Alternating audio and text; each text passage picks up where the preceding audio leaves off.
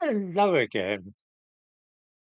The word fascist has been used pretty freely over the last week or two to describe those protesting against unrestricted immigration to Britain.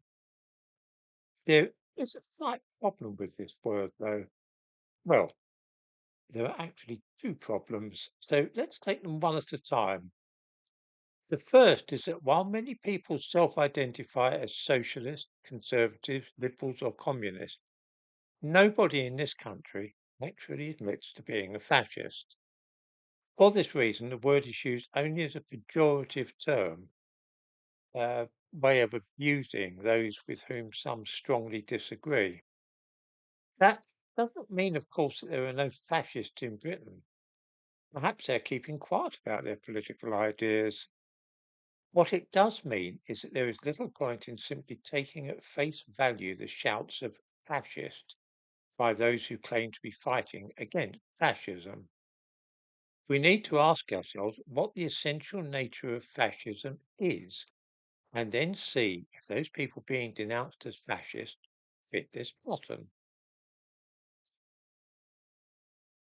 Since there were, when I was a young man, actual fascist countries in Europe, I think I'm able to make a fairly accurate judgment about this matter.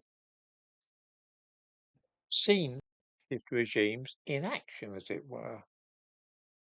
So, what distinguishes a fascist state from any other? There are two infallible tests to apply.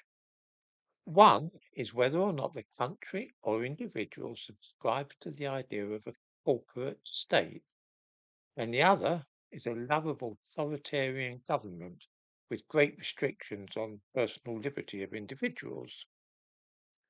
Of course, we often see other things in fascist countries, such as bellicose patriotism or racial prejudice, but these are often seen in countries which are not fascist as well.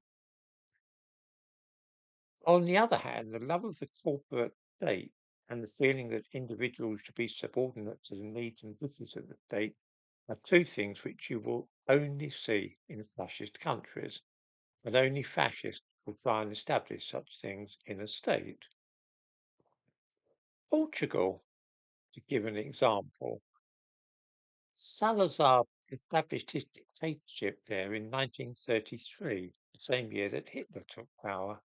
He ruled the country until the late 1960s. The regime he established, the Estado Novo, or new state, was the very definition of a corporate state. The interests of individuals were represented not at the ballot box, but by a number of state run bodies. We saw the same thing in Nazi Germany, of course, with organizations such as Strength Through Joy. This arranged communal holidays and communal leisure time activities. It was not left up to the individual when and where he went on holiday or what he did with his free time. The body associated with the state organized it all for him. This is the corporate state in which the basic unit of society is not the family or individual, but rather corporate structures set up by authority. What's good for the hive is good for the bee, as has not inaptly been said of this sort of structure. A strong central authority is also the mark of fascism, with power often in the hands of one man. There's usually a cult of personality attached to this leader. Individual freedom is surrendered for the safety and security which the state guarantees. I'm bound to say that I see no sign of any enthusiast for any of these ideas among those who are today dismissed in this country as fascists. Quite the opposite, in fact. Most of these people seem to me to be galloping individualists who are extreme advocates of free speech. They like being subjected to state authority.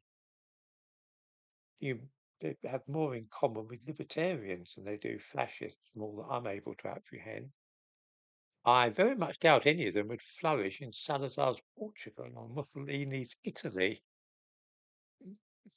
I have a suspicion that these rugged individualists would have a lean time of it in a fascist state.